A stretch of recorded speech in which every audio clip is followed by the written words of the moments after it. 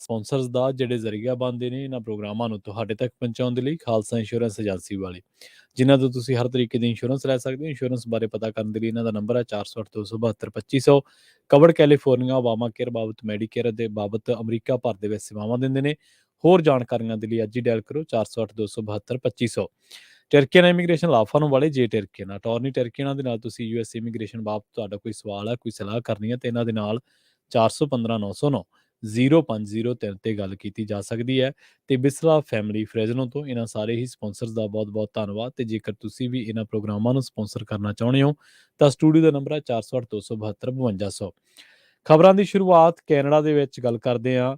ਰੌਕਸੈਮ border ਨੂੰ ਲੈ ਕੇ, crossing ਨੂੰ ਲੈ ਕੇ ਜਿਹੜੀ ਕੈਨੇਡਾ ਦੇ ਵਿੱਚ ਸਿਆਸਤ ਤੇਜ਼ ਹੋਈ ਹੈ। ਜਿਸ ਤਰੀਕੇ ਦੇ ਨਾਲ ਅਮਰੀਕਾ ਦੇ ਵਿੱਚ ਸਿਆਸਤ ਦੇ ਵਿੱਚ ਮੈਕਸੀਕੋ ਬਾਰਡਰ ਦਾ ਆਪਾਂ ਦੇਖਿਆ ਕਿ ਮਸਲਾ ਉੱਠਦਾ ਰਹਿੰਦਾ ਹੈ, ਠੀਕ ਉਸੇ ਤਰ੍ਹਾਂ ਰੌਕਸੈਮ ਬਾਰਡਰ ਦਾ ਵੀ ਮਸਲਾ ਕੈਨੇਡਾ ਦੀ ਸਿਆਸਤ ਦੇ ਵਿੱਚ ਇਸ ਵੇਲੇ ਪੂਰੀ ਤੇਜ਼ੀ ਦੇ ਨਾਲ ਅੱਗੇ ਵਧ ਰਿਹਾ। ਤੇ ਰੌਕਸੈਮ ਬਾਰਡਰ ਨੂੰ ਲੈ ਕੇ ਵਿਰੋਧੀਆਂ ਨੇ ਟਰੂਡੋ ਸਰਕਾਰ ਨੂੰ ਘੇਰਨਾ ਸ਼ੁਰੂ ਕਰ ਦਿੱਤਾ ਹੈ। ਵਿਰੋਧੀਆਂ ਦਾ ਇਹ ਦੋਸ਼ ਹੈ ਕਿ ਟਰੂਡੋ ਸਰਕਾਰ ਜਾਣ-ਬੁੱਝ ਕੇ ਗੈਰ ਕਾਨੂੰਨੀ ਪ੍ਰਵਾਸੀਆਂ ਨੂੰ ਆਉਣ ਦੇਣਾ ਚਾਹੁੰਦੀ ਹੈ, ਤੇ ਇਹਦੇ ਨਾਲ ਉਹ ਇਸ ਚੀਜ਼ ਨੂੰ ਕੰਟਰੋਲ ਕਰਨ ਦੇ ਹੱਕ ਦੇ ਵਿੱਚ ਨਹੀਂ, ਜਾਂ ਉਹ ਇਸ ਚੀਜ਼ ਦੇ ਉੱਤੇ ਇੱਛਾ ਸ਼ਕਤੀ ਨਹੀਂ ਦਿਖਾ ਰਹੀ ਕਿ ਇਹਦੇ ਉੱਤੇ, ਇਸ ਸਮੱਸਿਆ ਉੱਤੇ ਕੰਟਰੋਲ ਕੀਤਾ ਜਾ ਸਕੇ। ਹੁਣ ਪੀਰੇ ਪੋਲੀਐਵ ਜਿਹੜੇ ਕਿ ਕੰਜ਼ਰਵੇਟਿਵ ਆਗੂ ਨੇ, ਉਹਨਾਂ ਨੇ ਇਸ ਮਸਲੇ ਤੇ ਗੱਲਬਾਤ ਕਰਦਿਆਂ ਟਰੂਡੋ ਸਰਕਾਰ ਤੇ ਵਰਦਿਆਂ ਗੱਲ ਕਹੀ ਹੈ ਕਿ ਰੌਕਸੈਮ ਬਾਰਡਰ ਜਿਹੜਾ ਕ੍ਰਾਸਿੰਗ ਆ ਉਹਨੂੰ 30 ਦਿਨਾਂ ਦੇ ਅੰਦਰ ਬੰਦ ਕਰ ਦਿੱਤਾ ਜਾਵੇ। ਤੇ ਉਹਨਾਂ ਨੇ ਦੋਸ਼ ਲਾਇਆ ਪੱਤਰਕਾਰਾਂ ਦੇ ਨਾਲ ਗੱਲਬਾਤ ਕਰਦਿਆਂ ਕਿ ਪ੍ਰਧਾਨ ਮੰਤਰੀ ਜਸਟਿਨ ਟਰੂਡੋ ਗੈਰ ਕਾਨੂੰਨੀ ਪ੍ਰਵਾਸ ਨੂੰ ਕੈਨੇਡਾ ਆਉਣ ਦੇ ਲਈ ਹੱਲਾਸ਼ੇਰੀ ਦੇ ਰਹੇ ਨੇ। ਤੁਹਾਨੂੰ ਯਾਦ ਹੋਣਾ ਪਿਛਲੇ ਦਿਨੀ ਆਪਾਂ ਪੰਜਾਬੀ ਰੇਡੀਓ ਯੂਐਸਏ ਦੇ ਇਸੇ ਪਲੇਟਫਾਰਮ, ਇਸੇ ਮੰਚ ਦੇ ਉੱਤੇ, ਇਸੇ ਪ੍ਰੋਗਰਾਮ ਦੇ ਵਿੱਚ ਚਰਚਾ ਕੀਤੀ ਸੀ, ਜਿਸ ਦੇ ਵਿੱਚ ਕਿਊਬਿਕ ਸਰਕਾਰ ਦੇ ਹਵਾਲੇ ਨਾਲ ਕਿਹਾ ਗਿਆ ਸੀਗਾ ਕਿ ਕਿਊਬਿਕ ਸਰਕਾਰ ਲਗਾਤਾਰ ਇਹ ਗੱਲ ਕਹਿ ਰਹੀ ਹੈ, ਲਗਾਤਾਰ ਜਿਹੜੀ ਫੈਡਰਲ ਸਰਕਾਰ ਆ ਉਹਦੇ ਉੱਤੇ ਦਬਾਅ ਬਣਾ ਰਹੀ ਹੈ ਕਿ ਗੈਰ ਕਾਨੂੰਨੀ ਪ੍ਰਵਾਸੀਆਂ ਨੂੰ ਦੂਜੇ ਪ੍ਰੋਵਿੰਸਸ ਦੇ ਵਿੱਚ ਵੀ ਭੇਜਿਆ ਜਾਣਾ ਚਾਹੀਦਾ ਹੈ। ਸੋ ਹੁਣ ਇਸੇ ਗੱਲ ਉੱਤੇ ਜਵਾਬ ਦਿੱਤਾ ਹੈ ਪ੍ਰਧਾਨ ਮੰਤਰੀ ਜਸਟਿਨ ਟਰੂਡੋ ਨੇ। ਜਸਟਿਨ ਟਰੂਡੋ ਨੇ ਕੰਜ਼ਰਵੇਟਿਵ ਲੀਡਰ ਪੀਰੇ ਪੋਲੀਐਵ ਦੀ ਸੰਘੀ ਸਰਕਾਰ ਨੂੰ ਕਿਊਬਿਕ ਦੇ ਵਿੱਚ ਜਿਹੜੀ ਰੌਕਸੈਮ ਰੋਡ ਆ ਉਹਨੂੰ ਕ੍ਰਾਸਿੰਗ ਨੂੰ, ਉਸ ਮਸਲੇ ਤੇ ਜਵਾਬ ਦਿੰਦੇ ਹੋਏ ਇਹ ਗੱਲ ਕਹੀ ਹੈ ਕਿ ਇਸ ਜਿਹੜਾ ਇਹ ਮਸਲੇ ਉੱਤੇ ਕੈਨੇਡਾ ਅਮਰੀਕਾ ਪ੍ਰਵਾਸੀ ਸਮਝੌਤਾ ਹੈ ਉਹਦੇ ਉੱਤੇ ਗੱਲਬਾਤ ਕਰਨਾ ਹੀ ਸਭ ਤੋਂ ਵਧੀਆ ਤਰੀਕਾ ਹੈ, ਤੇ ਨਹੀਂ ਤਾਂ ਇਹ ਵੀ ਇੱਕ ਤਰੀਕੇ ਦੇ ਨਾਲ ਸਿਆਸਤ ਹੀ ਕਰ ਰਹੇ ਨੇ। ਉਹਨਾਂ ਨੇ ਕਿਹਾ ਕਿ ਜੇ ਕੋਈ ਬੈਰੀਗੇਟ ਰਾਤੇ ਰਾਤ ਲਾ ਸਕਦਾ ਜਾਂ ਕੋਈ ਵੱਡੀ ਕੰਧ ਖੜੀ ਕਰ ਸਕਦਾ ਤੇ ਉਹ ਪੀਰੇ ਪੋਲੀਐਵ ਵੀ ਇਹ ਕੰਮ ਕਰ ਸਕਦਾ, ਹੋਰ ਤੱਕ ਸ਼ਾਇਦ ਕੋਈ ਅਜਿਹਾ ਨਹੀਂ ਕਰ ਸਕਦਾ। ਉਹ ਕਹਿੰਦਾ ਸਮੱਸਿਆ ਜਿਹੜੇ ਪ੍ਰਧਾਨ ਮੰਤਰੀ ਨੂੰ ਉਹਨਾਂ ਨੇ ਕਿਹਾ ਕਿ ਸਮੱਸਿਆ ਇਹ ਹੈ ਕਿ ਸਾਡੇ ਕੋਲ ਯੂਐਸ ਦੇ ਨਾਲ ਲੱਗਦੀ ਜਿਹੜੀ 6000 ਕਿਲੋਮੀਟਰ ਦੀ ਸਰਹੱਦ ਹੈ, ਤੇ ਇਹ ਅਨਡਿਫੈਂਡ ਸਾਂਝੀ ਸਰਹੱਦ ਹੈ।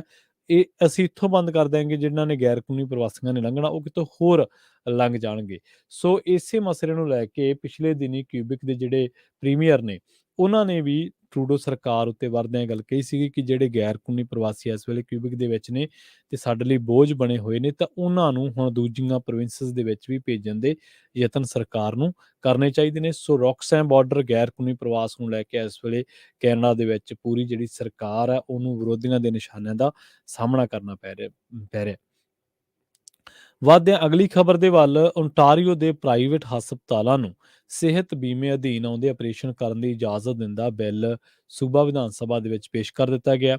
ਸਿਹਤ ਮੰਤਰੀ ਸਿਲਵੀਆ ਜੋਨਸ ਵੱਲੋਂ ਯੂਅਰ ਹੈਲਥ ਐਕਟ ਪੇਸ਼ ਕਰਦਿਆਂ ਇਹ ਗੱਲ ਕਹੀ ਗਈ ਹੈ ਕਿ ਇਸ ਰਾਹੀਂ ਵੱਡੇ ਸਰਜੀਕਲ ਬੈਕਲੌਗ ਦੇ ਨਾਲ ਨਜਿੱਠਣ ਦੇ ਵਿੱਚ ਮਦਦ ਮਿਲੇਗੀ। ਉਹਨਾਂ ਨੇ ਇਹ ਗੱਲ ਕਹੀ ਹੈ ਕਿ ਅਸੀਂ ਚਾਹੁੰਦੇ ਹਾਂ ਕਿ ਓਨਟਾਰੀਓ ਦੇ ਵਿੱਚ ਵਸਦੇ ਲੋਕਾਂ ਨੂੰ ਇਲਾਜ ਛੇਤੀ ਤੋਂ ਛੇਤੀ ਮਿਲੇ ਤੇ ਉਹਨਾਂ ਨੂੰ ਇੱਕ ਵਧੀਆ ਇਲਾਜ ਮਿਲੇ ਜਿਹਦੇ ਨਾਲ ਉਹ ਤੰਦਰੁਸਤ ਮਹਿਸੂਸ ਕਰ ਸਕਣ। ਤੇ ਹੁਣ ਉਹਨਾਂ ਨੇ ਕਿਹਾ ਹੈ ਕਿ ਇਹ ਜਿਹੜਾ ਬਿੱਲ ਹੈ ਇਹ ਪ੍ਰਾਈਵੇਟ ਹਸਪਤਾਲਾਂ ਨੂੰ ਸਿਹਤ ਬੀਮੇ ਅਧੀਨ ਆਉਂਦੇ ਆਪਰੇਸ਼ਨ ਜਿਹੜੇ ਆ ਉਹ ਕਰਨ ਦੀ ਇਜਾਜ਼ਤ ਦਿੰਦਾ ਹੈ, ਤੇ ਵਿਧਾਨ ਸਭਾ ਦੇ ਵਿੱਚ ਪੇਸ਼ ਕਰ ਦਿੱਤਾ ਗਿਆ ਤੇ ਇਹਨੂੰ ਯੂਅਰ ਹੈਲਥ ਐਕਟ ਦਾ ਨਾਂ ਦਿੱਤਾ ਗਿਆ। ਤੇ ਸਰਕਾਰ ਨੇ ਇਸ ਬਿੱਲ ਨੂੰ ਪੇਸ਼ ਕਰਦਿਆਂ ਵੱਡੇ ਵੱਡੇ ਦਾਅਵੇ ਕਰਨ ਦੀ ਦਮ ਭਰਿਆ, ਤੇ ਉਹਨਾਂ ਨੇ ਕਿਹਾ ਕਿ ਇਹਦੇ ਨਾਲ ਓਨਟਾਰੀਓ ਦੇ ਵਿੱਚ ਵਸਦੇ ਲੋਕਾਂ ਨੂੰ ਮਦਦ ਮਿਲੂਗੀ। ਅਗਲੀ ਖਬਰ ਦੇ ਵੱਲ ਵਧੀਏ ਤੇ ਗੱਲ ਕਰੀਏ ਵੈਨਕੂਵਰ ਪੁਲਿਸ ਦੇ ਇੱਕ ਸਾਬਕਾ ਪੁਲਿਸ ਅਧਿਕਾਰੀ ਦੀ, ਜਿਹਨੂੰ ਇੱਕ ਕੁਲੀਗ ਦੇ ਨਾਲ, ਔਰਤ ਜਿਹੜੀ ਕੁਲੀਗ ਆ ਉਹਦੇ ਸਹਿਕਰਮੀ ਸਹਿ ਮੁਲਾਜ਼ਮ ਦੇ ਜਿਨਸੀ ਸ਼ੋਸ਼ਣ ਦਾ ਦੋਸ਼ੀ ਠਹਿਰਾਇਆ ਗਿਆ ਸੀ। ਪੀੜਤ ਦੁਆਰਾ ਹਰਜਾਨੇ ਦੇ ਲਈ ਹੁਣ ਮੁਕੱਦਮਾ ਕੀਤਾ ਜਾ ਰਿਹਾ। ਨਵੰਬਰ 2019 ਦੇ ਵਿੱਚ ਜਗਰਾਜ ਰੋਜਰ ਬੇਰਾਰ ਜਿਹੜਾ ਕਿ 51 ਸਾਲਾਂ ਦਾ ਦੱਸਿਆ ਗਿਆ, ਉਹਦੇ ਉੱਤੇ ਇੱਕ ਔਰਤ ਨੇ ਜਿਨਸੀ ਸ਼ੋਸ਼ਣ ਦੇ ਦੋਸ਼ ਲਾਏ ਸਨ ਤੇ ਅਕਤੂਬਰ 2021 ਦੇ ਵਿੱਚ ਉੱਤਰੀ ਵੈਨਕੂਵਰ ਦੀ ਸੂਬਾਈ ਅਦਾਲਤ ਦੇ ਵਿੱਚ ਅਪਰਾਧਿਕ ਅਪਰਾਧ ਦੇ ਲਈ ਦੋਸ਼ੀ ਪਾਇਆ ਗਿਆ ਸੀ ਤੇ ਉਸ ਨੂੰ 1 ਸਾਲ ਦੀ ਜੇਲ੍ਹ ਅਤੇ ਪ੍ਰੋਬੇਸ਼ਨ ਦੀ ਮਿਆਦ ਦੀ ਸਜ਼ਾ ਮਿਲੀ ਸੀ। ਦੋਸ਼ ਇਹ ਲਾਏ ਗਏ ਸੀ ਪੀੜਤ ਧਿਰ ਵੱਲੋਂ ਕਿ 14 ਜੁਲਾਈ 2019 ਦੀ ਸ਼ਾਮ ਨੂੰ ਉਸ ਨੂੰ ਬੁਲਾਇਆ ਗਿਆ ਵਿਸਲਰ ਦੇ ਵਿੱਚ ਤੇ ਉੱਥੇ ਉਹਦੇ ਕੰਮ ਕਰਨ ਵਾਲੇ ਸਾਥੀਆਂ ਦਾ ਇੱਕ ਸਮੂਹ ਸੀਗਾ ਜਾਂ ਕਹਿ ਲਓ ਕਿ ਇੱਕ ਗਰੁੱਪ ਸੀਗਾ ਤੇ ਉਹਨਾਂ ਨੇ ਇੱਕ ਹੋਟਲ ਦੇ ਲਾਉਂਜ ਦੇ ਵਿੱਚ ਇੱਕ ਪਾਰਟੀ ਦੇ ਦੌਰਾਨ ਉਸ ਦੇ ਨਾਲ ਜਬਰੀ ਗਲਤ ਹਰਕਤਾਂ ਕੀਤੀਆਂ ਸਨ। ਇਸ ਔਰਤ ਦਾ ਇਹ ਵੀ ਦੋਸ਼ ਹੈ ਕਿ ਉਹਨੇ ਜਦੋਂ ਪਾਰਟੀ ਦੇ ਵਿੱਚ ਉਹ ਗਈ ਤਾਂ ਉਹਨੇ ਥੋੜੀ ਦਾਰੂ ਪੀਤੀ ਹੋਈ ਸੀ ਪਰ ਉਹਨੂੰ ਪਤਾ ਸਭ ਕੁਝ ਲੱਗ ਰਿਹਾ ਸੀ, ਉਹ ਹੋਸ਼ੋ ਹਵਾਸ ਦੇ ਵਿੱਚ ਸੀ। ਪਰ ਉਹਨੇ ਦੋਸ਼ ਲਾਇਆ ਕਿ ਇਹਨੇ ਜਗਰਾਜ ਰੋਜਰ ਬਰਾਰ ਨੇ ਉਹਦੇ ਨਾਲ ਕਥਿਤ ਤੌਰ ਤੇ ਧੱਕਾ ਕੀਤਾ ਤੇ ਉਹਨੂੰ ਸਰੀਰਕ ਤੌਰ ਤੇ ਤੰਗ ਪਰੇਸ਼ਾਨ ਕੀਤਾ, ਜਿਨਸੀ ਸ਼ੋਸ਼ਣ ਕੀਤਾ ਉਹਦਾ। ਸੋ ਉਸ ਮਾਮਲੇ ਦੇ ਵਿੱਚ ਹੁਣ ਰੋਜਰ ਬਰਾਰ ਨੂੰ 51 ਸਾਲਾਂ ਨੂੰ ਜਿਹੜਾ 1 ਸਾਲ ਦੀ ਸਜ਼ਾ ਹੋਈ ਸੀ ਤੇ ਪ੍ਰੋਬੇਸ਼ਨ ਦੀ ਮਿਆਦ ਦੀ ਸਜ਼ਾ ਵੀ ਮਿਲੀ ਸੀ। ਹੁਣ ਪੀੜਤ ਨੇ ਕਿਹਾ ਕਿ ਇਸ ਮਾਮਲੇ ਦੇ ਵਿੱਚ ਮੈਨੂੰ ਹਰਜਾਨਾ ਵੀ ਮਿਲਣਾ ਚਾਹੀਦਾ। ਰੁੱਖ ਕਰਦੇ ਹਾਂ ਟੋਰਾਂਟੋ ਦਾ। ਨਾਰਥ ਯਾਰਕ ਦੇ ਵਿੱਚ 2 ਗੱਡੀਆਂ ਦੀ ਹੋਈ ਇੱਕ ਭਿਆਨਕ ਟੱਕਰ ਦੇ ਵਿੱਚ 4 ਜਣੇ ਗੰਭੀਰ ਜ਼ਖਮੀ ਹੋ ਗਏ ਨੇ ਤੇ ਇਹਨਾਂ 4 ਨੂੰ ਹਸਪਤਾਲ ਪਹੁੰਚਾਇਆ ਗਿਆ। ਟੋਰਾਂਟੋ ਪੁਲਿਸ ਵੱਲੋਂ ਇਸ ਹਾਦਸੇ ਦੀ ਜਾਂਚ ਕੀਤੀ ਜਾ ਰਹੀ ਹੈ। ਇਹ ਹਾਦਸਾ ਐਗਲਿੰਗਟਨ ਐਵੀਨਿਊ ਤੇ ਡੌਨ ਮਿਲਜ਼ ਦੇ ਰੋਡ ਦੇ ਇੰਟਰਸੈਕਸ਼ਨ ਉੱਤੇ ਵਾਪਰਿਆ। ਪੈਰਾਮੈਡਿਕਸ ਦਾ ਕਹਿਣਾ ਹੈ ਕਿ 18 ਸਾਲਾਂ ਤੋਂ ਨਿੱਕੀ ਉਮਰ ਦੇ ਬੱਚੇ ਸਮੇਤ 4 ਵਿਅਕਤੀਆਂ ਨੂੰ ਹਸਪਤਾਲ ਲਿਜਾਇਆ ਗਿਆ ਪਰ ਸਾਰਿਆਂ ਦੀ ਹਾਲਤ ਹੁਣ ਤਕਰੀਬਨ ਖਤਰੇ ਤੋਂ ਬਾਹਰ ਹੈ। ਐਮਰਜੈਂਸੀ ਅਮਲੇ ਨੂੰ ਇੱਕ ਵਿਅਕਤੀ ਨੂੰ ਗੱਡੀ ਨੂੰ ਕੱਟ ਕੇ ਬਾਹਰ ਕੱਢਣਾ ਪਿਆ ਸੀ। ਇਸ ਇਲਾਕੇ ਦੀਆਂ ਰੋਡਸ ਨੂੰ ਲੰਮੇ ਸਮੇਂ ਦੇ ਲਈ ਬੰਦ ਕਰ ਦਿੱਤਾ ਗਿਆ ਪਰ ਬਾਅਦ ਦੇ ਵਿੱਚ ਖੋਲ੍ਹ ਦਿੱਤਾ ਗਿਆ ਸੀ। ਟੋਰਾਂਟੋ ਦੇ ਦੱਖਣੀ ਓਨਟਾਰੀਓ ਦੇ ਬਹੁਤੇ ਹਿੱਸਿਆਂ ਦੇ ਵਿੱਚ ਇੱਕ ਵਾਰੀ ਫਿਰ ਤੋਂ ਬਰਫੀਲਾ ਤੂਫਾਨ ਆਉਣ ਦੀ ਚੇਤਾਵਨੀ ਜਾਰੀ ਕੀਤੀ ਗਈ ਹੈ। ਇਹ ਤੂਫਾਨ ਦੁਪਹਿਰ ਤੋਂ ਬਾਅਦ ਆ ਸਕਦਾ ਹੈ। ਇਨਵਾਇਰਮੈਂਟ ਕੈਨੇਡਾ ਵੱਲੋਂ ਜਾਰੀ ਕੀਤੀ ਗਈ ਐਡਵਾਈਜ਼ਰੀ ਦੇ ਦੌਰਾਨ ਇਸੇ ਦੌਰਾਨ 10 ਤੋਂ 15 ਸੈਂਟੀਮੀਟਰ ਤੱਕ ਬਰਫ਼ ਪੈਣ ਦੀ ਜਿਹੜੀ ਸੰਭਾਵਨਾ ਹੈ ਤੇ ਇਸੇ ਦੌਰਾਨ ਮੀਂਹ ਵੀ ਪੈ ਸਕਦਾ ਹੈ। ਇਨਵਾਇਰਮੈਂਟ ਕੈਨੇਡਾ ਦੀ ਪੇਸ਼ੇਨਗੋਈ ਮੁਤਾਬਕ ਵੀਰਵਾਰ ਦੁਪਹਿਰ ਤੋਂ ਲੈ ਕੇ ਸ਼ਾਮ ਤੱਕ ਬਰਫ਼ ਤੇ ਮੀਂਹ ਇਕੱਠੇ ਵੀ ਪੈ ਸਕਦੇ ਨੇ ਤੇ ਇਸੇ ਦੌਰਾਨ ਹਾਈਵੇਜ਼, ਸੜਕਾਂ, ਵਾਕਵੇਜ਼ ਅਤੇ ਪਾਰਕਿੰਗ ਲਾਟਸ ਦੇ ਵਿੱਚ ਤਿਲਕਣ ਵੀ ਵੱਧ ਸਕਦੀ ਹੈ। ਸ਼ਹਿਰੀ ਇਲਾਕਿਆਂ ਦੇ ਵਿੱਚ ਟ੍ਰੈਫਿਕ ਦੇ ਘੰਟਿਆਂ ਦੇ ਦੌਰਾਨ ਵੀ ਬਰਫ਼ਬਾਰੀ ਕਰਕੇ ਵਧੇਰੇ ਅੜਿੱਕੇ ਪੈਣ ਦੀ ਸੰਭਾਵਨਾ ਹੈ। ਪੀਲ, ਦਰਹਮ, ਯਾਰਕ ਤੇ ਹਾਲਟਨ ਦੇ ਵਿੱਚ ਵੀ ਬਰਫੀਲਾ ਤੂਫਾਨ ਆਉਣ ਦੀ ਚੇਤਾਵਨੀ ਜਾਰੀ ਕੀਤੀ ਗਈ ਹੈ। ਏਜੰਸੀ ਨੇ ਆਖਿਆ ਕਿ ਟੋਰਾਂਟੋ ਦੇ ਵਿੱਚ ਤਾਪਮਾਨ 0 ਡਿਗਰੀ ਸੈਲਸੀਅਸ ਰਹਿਣ ਦੀ ਸੰਭਾਵਨਾ ਤੇ ਤੇਜ਼ ਹਵਾ ਕਰਕੇ ਇਹ -10 ਡਿਗਰੀ ਤੱਕ ਵੀ ਮਹਿਸੂਸ ਹੋ ਸਕਦਾ ਹੈ।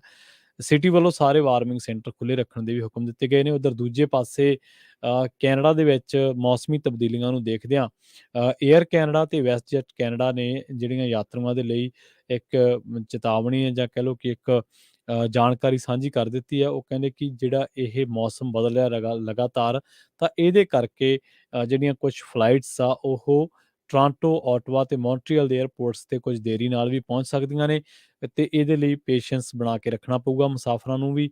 ਤੇ ਫਲਾਈਟ ਅਵੇਅਰ ਟਰੈਕਿੰਗ ਸਰਵਿਸ ਹੈ ਜਿਹਨੇ ਇਹ ਗੱਲ ਕਹੀ ਹੈ ਕਿ ਆਲਰੇਡੀ ਉਹ 2200 ਫਲਾਈਟਸ ਨੂੰ ਜਿਹੜਾ ਵਾ ਕੈਂਸਲ ਕਰ ਚੁੱਕੇ ਆ ਜਿਹਦੇ ਜਿਹੜੀਆਂ ਯੂਨਾਈਟਿਡ ਸਟੇਟਸ ਤੋਂ ਜਾਂ ਹੋਰਨਾਂ ਇਲਾਕਿਆਂ ਤੋਂ ਆਉਣੀਆਂ ਸੀ ਜਾਂ ਕੈਂਸਲ ਜਾਂ ਉਹਨਾਂ ਦਾ ਸਮਾਂ ਤਬਦੀਲੀ ਜਿਹੜਾ ਉਹ ਬਾਅਦ ਦੇ ਵਿੱਚ ਬਦਲਣਾ ਪਿਆ ਸੀ, ਉਹਨਾਂ ਨੂੰ ਕਾਫੀ ਸਮਾਂ ਲੱਗਿਆ। ਸੋ ਸਦਰਨ ontario ਦੇ ਵਿੱਚ ਵੀ ਇਨਵਾਇਰਮੈਂਟ ਕੈਨੇਡਾ ਨੇ ਕਿਹਾ ਕਿ ਇਹਨਾਂ ਇਲਾਕਿਆਂ ਤੋਂ ਇਲਾਵਾ ਹੋਰ ਵੀ ਕਈ ਇਲਾਕਿਆਂ ਦੇ ਵਿੱਚ ਜਿਹੜਾ ਬਰਫੀਲਾ ਤੂਫਾਨ ਆ ਉਹ ਆ ਸਕਦਾ ਤੇ ਇਸ ਕਰਕੇ ਆਮ ਜਨਜੀਵਨ ਤੇ ਇਹਦਾ ਖਾਸਾ ਅਸਰ ਜਿਹੜਾ ਉਹ ਪੈ ਸਕਦਾ। ਦੁਨੀਆ ਭਰ ਦੀਆਂ ਏਅਰਲਾਈਨਸ ਅਤੇ ਏਅਰਪੋਰਟਸ ਵੱਲੋਂ ਮੁਸਾਫਰਾਂ ਦੀ ਸਹੂਲਤ ਵਾਸਤੇ ਨਵੀਆਂ ਤਕਨੀਕਾਂ ਲਾਗੂ ਕਰਨ ਤੇ ਵਿਚਾਰ ਕੀਤਾ ਹੀ ਜਾਂਦਾ ਰਹਿੰਦਾ ਤੇ ਇਸੇ ਤਹਿਤ ਇੱਕ ਕਦਮ ਅੱਗੇ ਵਧਾਉਂਦਿਆਂ ਹੁਣ ਏਅਰ ਕੈਨੇਡਾ ਵੱਲੋਂ ਆਪਣੇ ਮੁਸਾਫਰਾਂ ਨੂੰ ਬਗੈਰ ਬੋਰਡਿੰਗ ਪਾਸ ਤੋਂ ਜਹਾਜ਼ ਤੱਕ ਪਹੁੰਚਾਉਣ ਦਾ ਉਪਰਾਲਾ ਕੀਤਾ ਗਿਆ। ਵੈਨਕੂਵਰ ਹਵਾਈ ਅੱਡੇ ਤੇ ਡਿਜੀਟਲ ਆਇਡੈਂਟੀਫਿਕੇਸ਼ਨ ਦੀ ਵਰਤੋਂ ਸ਼ੁਰੂ ਹੋ ਚੁੱਕੀ ਹੈ ਤੇ ਹੌਲੀ-ਹੌਲੀ ਕੈਨੇਡਾ ਦੇ ਬਾਕੀ ਹਿੱਸਿਆਂ ਤੇ ਬਾਕੀ ਹਵਾਈ ਅੱਡਿਆਂ ਤੇ ਵੀ ਇਸ ਨੂੰ ਲਾਗੂ ਕਰ ਦਿੱਤਾ ਜਾਵੇਗਾ। ਸੋ ਇਸ ਦੇ ਨਾਲ ਹੀ ਆਪਾਂ ਪ੍ਰੋਗਰਾਮ ਅਪਡੇਟ ਕੈਨੇਡਾ ਨੂੰ ਇੱਥੇ ਹੀ ਸਮਾਪਤ ਕਰਾਂਗੇ। ਮੈਨੂੰ ਪ੍ਰਵੀਨ ਸ਼ਰਮਾ ਨੂੰ ਦਿਓ ਇਜਾਜ਼ਤ। ਜੁੜੇ ਰਹੋ ਪੰਜਾਬੀ ਰੇਡੀਓ USA ਦੇ ਨਾਲ ਤੇ ਆਖਿਰ ਦੇ ਵਿੱਚ ਇੱਕ ਵਾਰ ਫਿਰ ਤੋਂ ਤੁਹਾਨੂੰ ਸਭ ਨੂੰ ਪਿਆਰ ਸਤਿਕਾਰ ਸਹਿਤ ਸਤਿ ਸ਼੍ਰੀ ਅਕਾਲ।